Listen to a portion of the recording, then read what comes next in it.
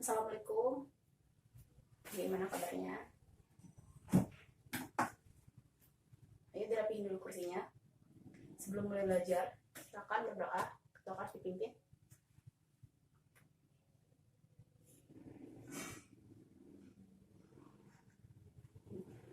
Langsung aja ya, Bu absen. Siapa yang masuk? Ahmad.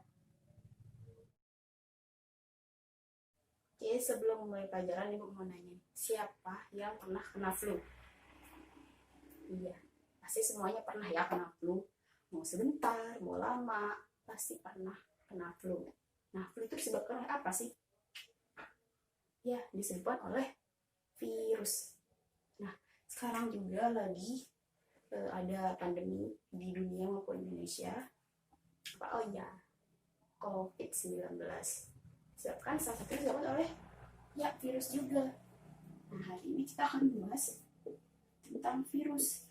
Bagaimana ciri-cirinya, bagaimana reproduksinya, dan bagaimana peranan virus. Virus itu ada yang menguntungkan nggak sih? Menurut kalian gimana? Ya, merugikan aja. Silakan, bisa. Ada yang menguntungkan, Bu. Iya, virus tidak hanya merugikan. Kebanyakan memang virus merugikan. Nah, tetapi ada juga virus yang menguntungkan. Bukan virus yang menguntungkan, tapi peran virus yang menguntungkan bagi kehidupan makhluk hidup. Sebelum ke peran, kita membahas karakteristik dulu, reproduksi dulu. Tapi sebelum itu kita nonton video dulu ya. Ibu ada video, silakan kalian amati dan analisis. Nanti Ibu tanya siapa yang bisa jawab, siapa yang bisa memberikan kesimpulan mengenai video, silakan tonton. Silakan ditonton dulu.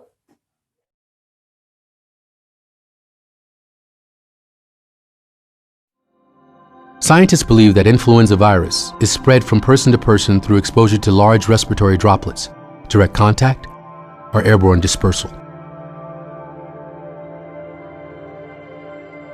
Infection takes place mainly in the respiratory tract.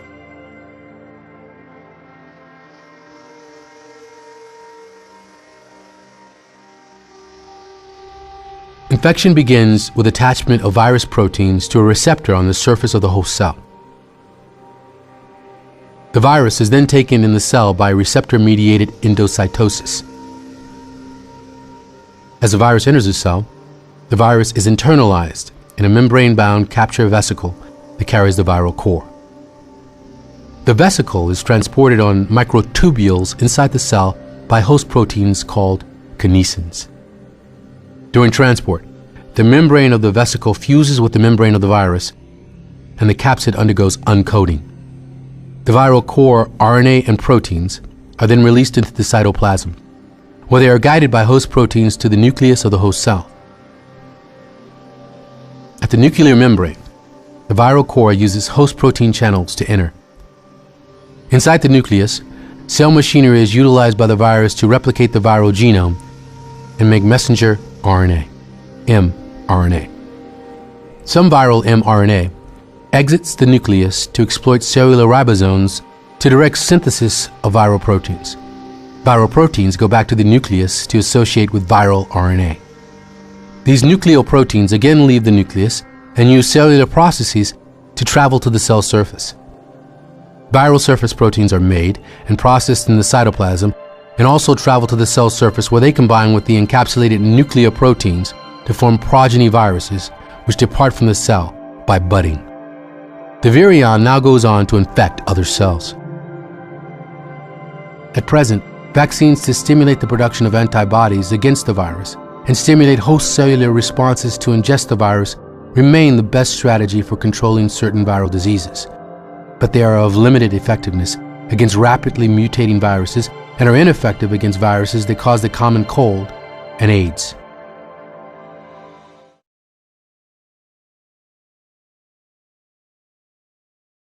Nah, kalian tadi udah nonton kan video yang udah Ibu kasih. Silakan, siapa yang memberikan kesimpulan mengenai video yang udah kalian tonton? Iya, silakan Mira. Iya, benar, tentang penyebaran virus dari makhluk hidup ke makhluk hidup lain. Yang lain? Iya, Doni. Bisa virus melalui udara tadi ya. Iya, benar jawaban kalian benar. Tadi kan di video sudah diperlihatkan bagaimana virus dapat menular dari satu makhluk hidup ke makhluk hidup lain melalui percikan dari bersinnya atau yang disebut dengan droplet. Nah, langsung saja kita ke materi. Kita akan membahas yang pertama itu karakteristik dari virus.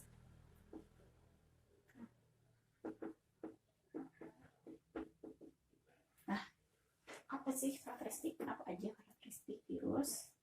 Yang pertama, ukurannya ya mikroskopis. Ukuran virus sangat kecil, lebih kecil dari bakteri, sekitar 20 sampai 300 nanometer, sehingga virus hanya dapat dilihat menggunakan mikroskop elektron.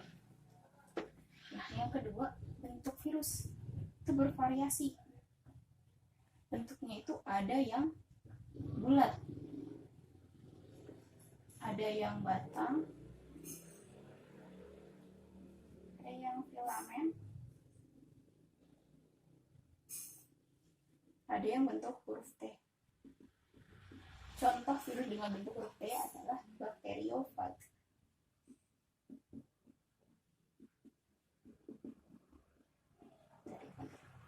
Nah, virus ini aseluler. Aseluler itu karena virus tidak mempunyai organel-organel sel seperti makhluk hidup lainnya, tetapi virus mempunyai asam nukleat. Nah, pada manusia asam nukleat itu ada 2, DNA atau RNA. Tapi pada virus hanya punya 1, DNA saja atau RNA saja. Nah, virus juga hidupnya itu harus menumpang. Virus tidak dapat hidup jika tidak ada makhluk hidup lain. Ini disebut parasit obligat.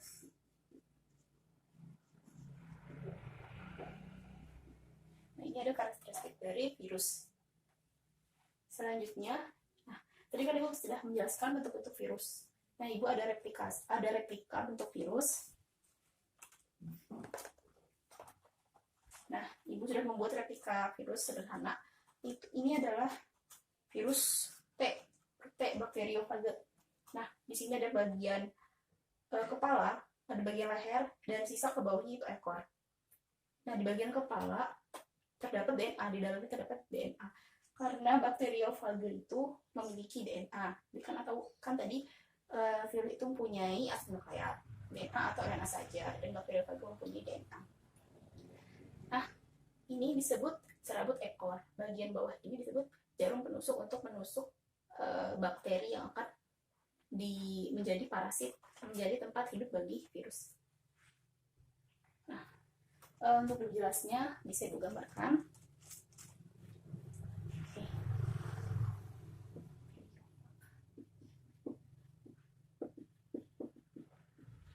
Nah, bentuknya tadi kepalanya, nah terus ada leher,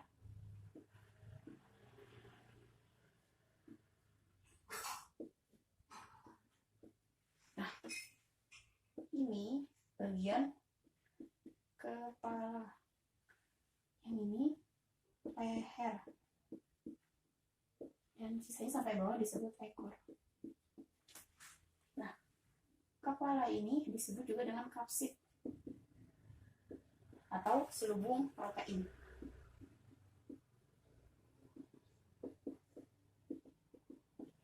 Nah, di dalam kapsid atau kepalanya ini terdapat materi genetik, dan di bakteriofage itu DNA. Nah, ini serabut ekor.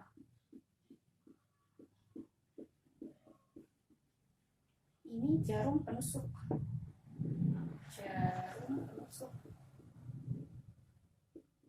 Nah, bentuk-bentuk bakteri kan tidak hanya bulat, batang, filamen, huruf T. Ini contohnya Ibu kasih yang huruf T. Nah, selanjutnya tentang reproduksi virus. Virus ini dapat bereproduksi. Reproduksi virus. Nah, reproduksi virus dibagi jadi 2. Ada daur ritik, dan daur lisogenik. Nah, kita bahas daur ritik dulu. Daur ritik kita bahas daur ritik ini yang pada bakteri ya, virus yang menyerang bakteri. Nah, ini antibakteri. Nah, bakteri itu memiliki DNA. Nah, DNA bakteri ini disebut dengan plasmid. Nah, virus menempel pada bakteri. Nah, tahap penempelan ini disebut juga dengan absorpsi. Absorpsi atau penempelan. Nah, tahap keduanya saat virus menusukkan menggunakan jarum penusuk menyuntikkan DNA-nya,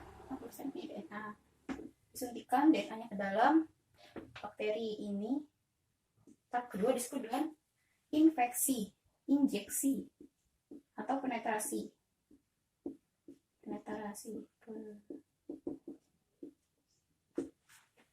Nah, tahap ketiga,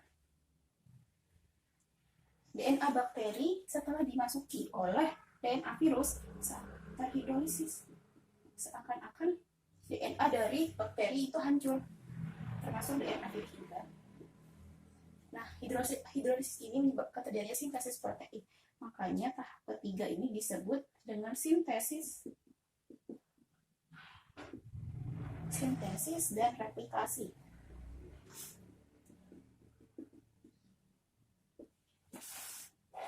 Nah, selanjutnya tahap keempat terjadi perakitan. Nah, DNA virus membajak DNA dari bakteri untuk membentuk badan-badan dari virus baru. Terjadi perakitan, ada kepala, ada ekor. Nah, membajak dia. Di sini tahap keempat disebut juga dengan perakitan.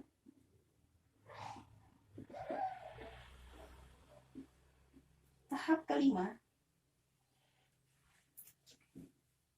virus baru sudah mulai terbentuk badan-badannya.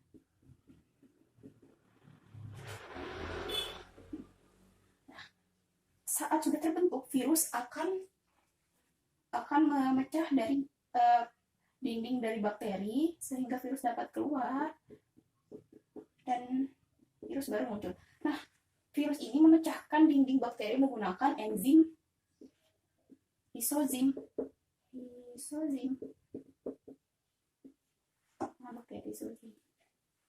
Sehingga virus baru akan dapat menyerang bakteri selanjutnya untuk berevolusi dan daur berulang.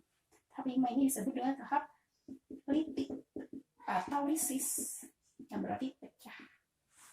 Nah, yang kedua, daur yang kedua itu daur lisogenik, hampir mirip dengan daur litik, tapi mempunyai beberapa perbedaan. Tahap keduanya sama dengan daur litik, penempelan atau absorpsi. Kedua, injeksi, memasukkan DNA-nya, tetapi tahap ketiganya perbedaan. Tahap ketiga, DNA-nya bersatu. Ini DNA dari bakteri bersatu dengan DNA virus. Nah, di daur lisogenik ini, jika bakterinya memiliki kekebalan tubuh yang bagus, maka bakteri akan bertahan sehingga belum masuk ke tahap selanjutnya. Dan saat menunggu bakteri melemah, bakteri sudah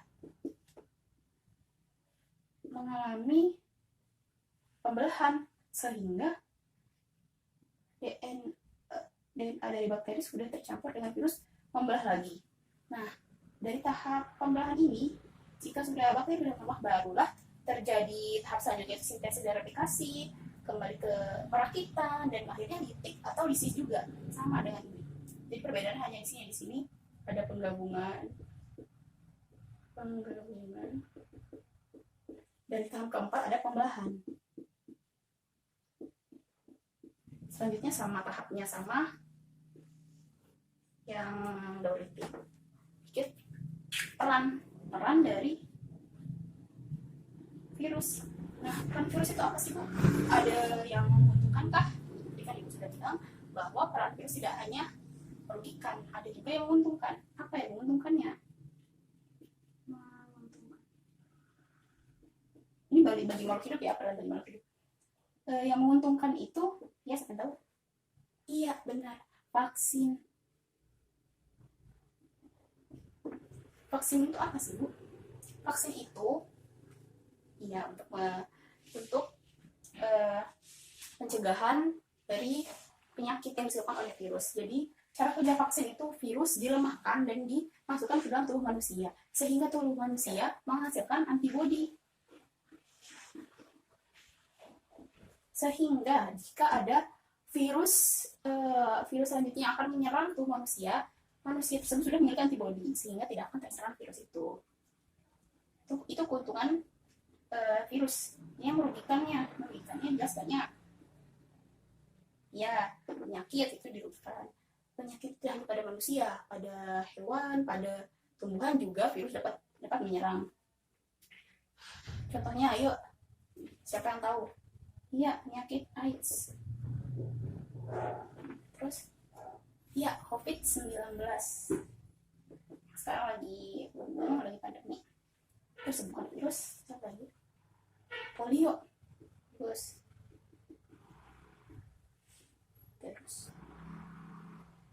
influenza.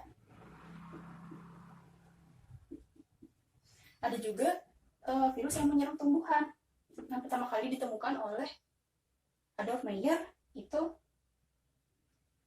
yang menyerang tumbuhan tembakau, yang tumbuhan tembakaunya menjadi bercak-bercak kuning diserang oleh virus itu penyakitnya mozaik.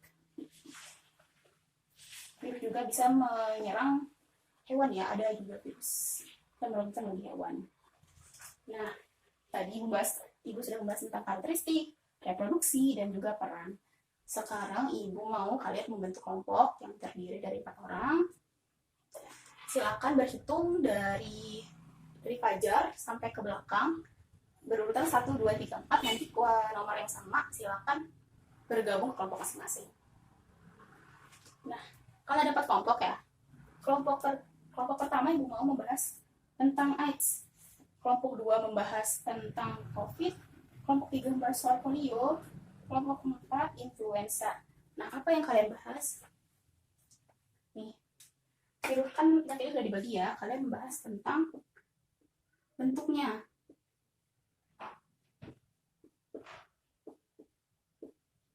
Cari bentuk virus dari penyakit tersebut. Kedua, cari cara penyebarannya. Cara penyebaran.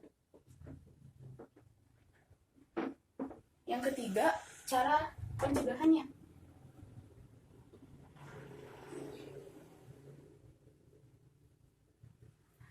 Ibu beri waktu 10 menit, silakan berkumpul dalam kelompok masing-masing. Nah, gimana? Udah selesai diskusinya? Belum?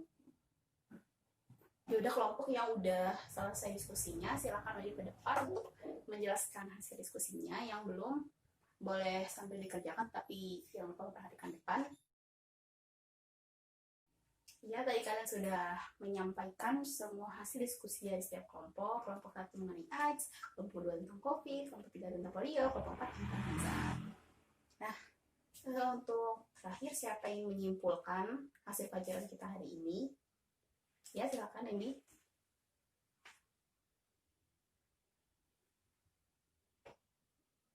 Ya, hari ini kita membahas tentang virus, bagaimana karakteristik virus, bagaimana reproduksinya, ada 2 tahap, ada 2 titik, ada urusan genik, ada peran virus juga. Peran virus itu ada yang menguntungkan, ada yang merugikan. Tidak ada pertanyaan? Silakan yang bertanya. Kalau tidak ada yang bertanya, Ibu cukupkan hari ini. Ibu akhiri. Wabillahi taufiq wal hidayah. Wassalamualaikum warahmatullahi wabarakatuh.